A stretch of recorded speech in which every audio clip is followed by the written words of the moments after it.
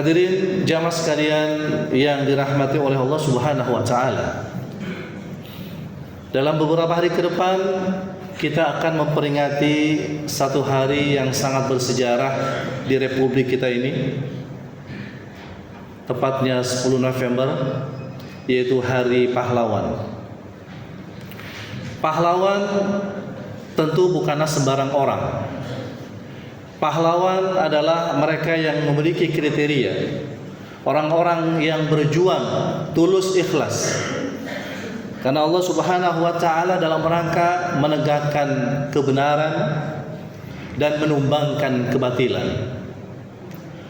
Mereka berjuang tanpa pamrih.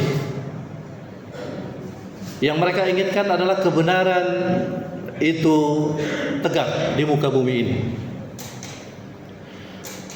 Ketika dalam konteks bernegara, negara ini dijajah oleh pihak asing, maka pahlawan berjuang untuk membebaskan negara ini dari penjajahan pihak asing.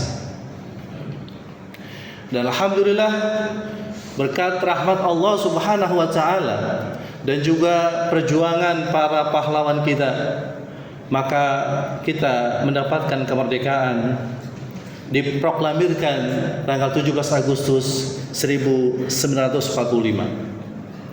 Inilah nikmat kemerdekaan, satu nikmat terbesar dari Allah Subhanahu wa taala untuk bangsa ini.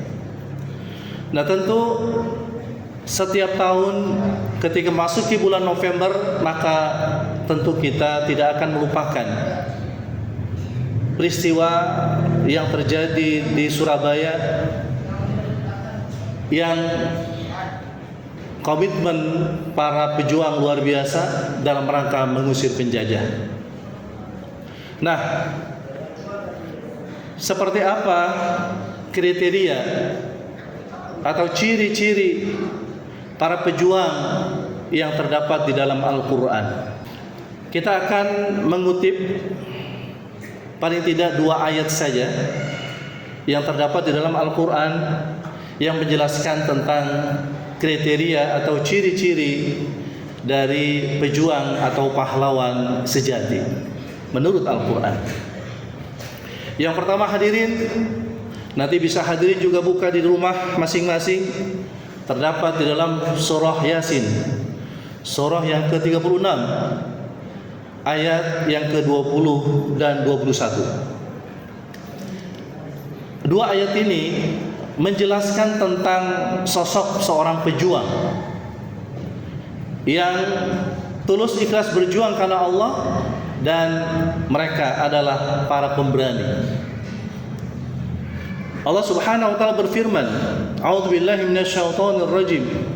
Wa jaa'a min aqsal madinati rajulun yas'a qala ya qaumi ittabi'ul mursalin ittabi'u man la yas'alukum ajran wa hum muhtadun. Kata Allah Subhanahu wa taala, dan telah datang seorang pejuang sejati. Datangnya dari negeri yang jauh, datang ke satu tempat, datang ke satu kota yang ternyata di kota ini, hadirin, ini banyak utusan-utusan Allah, para rasul Allah dikirim ke situ, dan ternyata mereka para penduduknya itu senantiasa menolak para rasul yang Allah datangkan ke kampung atau ke kota tersebut.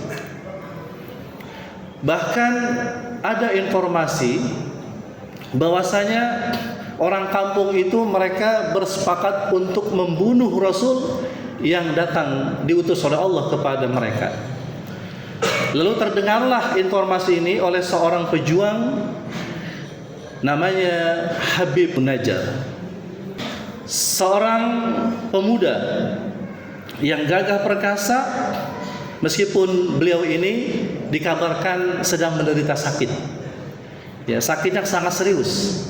Tapi sakitnya itu tidak mengecilkan dirinya untuk berjuang di jalan Allah Subhanahu wa taala. Dan orang ini adalah seorang yang dia setiap gajinya atau penghasilannya itu setengahnya dia sedekahkan. Meskipun dia dalam keadaan sakit, tapi tidak menyurutkan niatnya berjuang untuk membela para rasul yang diutus oleh Allah Subhanahu wa taala untuk mendakwahi manusia. Akhirnya dia bergegas, yas'a, berjalan cepat. Lalu setelah sampai di kampung tersebut, dia katakan, ya qaum ittabi'ul mursalin, wahai kaum, ikutilah para rasul. Janganlah kalian ini menolak. Dengarkan dulu apa yang disampaikan oleh para rasul. Ya. Setelah itu tentu dalam dakwah itu maka tentu ada pilihan, boleh menolak, boleh menerima. Karena sesungguhnya dakwah itu adalah mengajak, menyeru, bukan memaksa. Tapi kalau para rasul datang dengan cara yang baik, dengan cara yang bijaksana, lalu kemudian kalian itu, ya, kalaupun memang menolak, ya menolaklah dengan cara yang baik, dengan cara yang bijaksana. Ya. Jangan kemudian memusuhi mereka, bahkan akan membunuh mereka. Nah. Lalu kemudian dia tidak hanya menyampaikan kepada kaum itu untuk mengikuti para rasul, tapi kemudian dikatakan juga para rasul itu adalah utusan-utusan Allah yang mereka itu tidak mengharapkan imbalan, tidak mengharapkan upah. Ittabi'u man la yas'alukum ajra. Wahai kaum, ikutilah para rasul dan ikutilah mereka-mereka yang dalam mereka itu berjuang, dalam mereka itu menegakkan kebenaran, dalam mereka berdakwah mereka tidak meminta upah. Nah, ini adalah juga merupakan pelajaran buat setiap pejuang. Entah dia pejuang pendidikan sebagai seorang guru, entah dia pejuang atau penjaga moral masyarakat atau akidah masyarakat, dia sebagai seorang ustaz, ulama, atau dia sebagai RT RW yang juga mengayomi masyarakat, maka ikutilah mereka-mereka yang tidak menuntut upah, yang tidak minta upah, kerjanya ikhlas karena Allah dan mereka menunjukkan jalan kebenaran. Ittabi'u man la yas'alukum ajra wa hum muhtadun, dan mereka lah orang-orang yang berjuang ikhlas, orang-orang yang berdakwah ikhlas, orang-orang yang mendidik dengan ikhlas, orang-orang yang melakukan kebajikan-kebajikan dengan ikhlas tanpa pamrih lillahi ta'ala. Dan mereka itu menyeru manusia bukan untuk mengikutinya, tapi ikutilah para rasul. Mereka menyeru manusia bukan untuk mengikuti kaumnya, bukan untuk mengikuti mazhabnya, tapi mengikuti para rasul. Maka inilah yang selamat. Jadi pejuang sejati itu adalah mereka-mereka yang ketika mereka melihat umat ini membutuhkannya, mereka langsung responsif.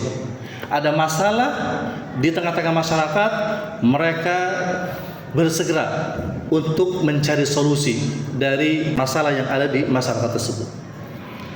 Nabi kita adalah orang yang sangat responsif. Pada satu ketika terjadi kegaduhan di Madinah, hadirin. Semua orang pada keluar dari rumah, lalu ternyata didapati Nabi adalah orang yang pertama ada di lokasi kejadian, dan Nabi sebagai layaknya seorang kesatria, beliau begitu sangat sigap, ya, ketika melihat atau mendengar ada huru-hara, ada kejadian-kejadian. Inilah, ya, kriteria pejuang sejati itu adalah ketika ada umat membutuhkannya, dia segera hadir, ya, untuk menyelesaikan permasalahan yang dihadapi oleh umat. Dan mereka juga orang-orang yang tidak meminta imbalan atau meminta upah. Mereka ikhlas, ya, melakukan berbagai macam kebenaran, menegakkan kebenaran, melakukan berbagai macam kewajiban karena Allah Subhanahu wa taala. Ya, dan mereka adalah senantiasa menyuruh manusia untuk mengikuti agama Allah, untuk mengikuti para rasul. Lalu yang kedua, hadirin, terdapat di dalam surah Al-Ahzab ayat 23. Allah berfirman, minal mu'minina rijalun sadaqu ma ahadullah alaih faminhum man qadha nahbah wa minhum may yantazir wa ma baddalu tabdila. Seorang pejuang sejati itu adalah orang-orang yang dia selalu menepati janjinya kepada Allah, berjuang di jalan Allah tanpa kenal lelah, dan targetnya adalah hidup mulia atau mati syahid. Jadi targetnya itu adalah bagaimana kemenangan itu bisa dicapai. Lalu kemudian kalaupun tidak mendapatkan kemenangan, maka dia syahid, ya dia gugur di medan perang. Ya. Orang seperti ini digambarkan oleh Allah Subhanahu wa taala, yaitu sosok seorang sahabat Nabi namanya Anas ibnu Nadir. Nah, Anas ibnu Nadir ini adalah seorang sahabat Nabi yang alpa atau tidak ikut pada perang besar, perang Badar. Lalu kemudian dia berjanji kalau nanti ada peperangan lagi maka aku akan ikut serta di dalamnya. Dan ternyata muncullah seruan kepada kaum muslimin untuk perang Uhud. Lalu beliau Anas ibnu Nadir ini lalu kemudian menyambut peperangan itu, dan ternyata benar hadirin, dia tepati janjinya. Dia syahid dalam peperangan itu, dan ditemukan di dalam tubuhnya ada 80 lebih tusukan sayatan pedang, tombak dan sebagainya. Nah, ini adalah janji beliau.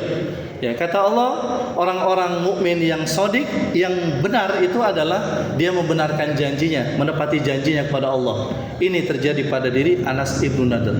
Sebagian mereka, kata Allah, gugur di medan perang, tapi sebagian lagi tetap berjuang, dan mereka tidak gugur di medan perang. Allah tangguhkan kematiannya, tapi tetap mereka menepati janji kepada Allah untuk terus berjuang. Beliau adalah sahabat Nabi namanya Khalid ibnu Walid, seorang sahabat Nabi yang berpuluh-puluh kali ikut dalam peperangan, tapi ternyata takdirnya beliau tidak gugur di medan perang. Beliau meninggalnya di atas tempat tidurnya. Ya, tapi beliau meninggal tetap dalam keadaan syahid di jalan Allah, karena beliau tidak sedikit pun bergeser dari komitmennya untuk berjuang di jalan Allah Subhanahu wa taala. Oleh karena itu hadirin, siapapun kita, yuk kita sudah janji sama Allah, kita sudah diberikan hidayah dengan Islam ini sebagai agama yang kita peluk, maka tugas kita adalah menjaga agama yang kita peluk ini dengan sebaik-baiknya, dengan sekuat-kuatnya.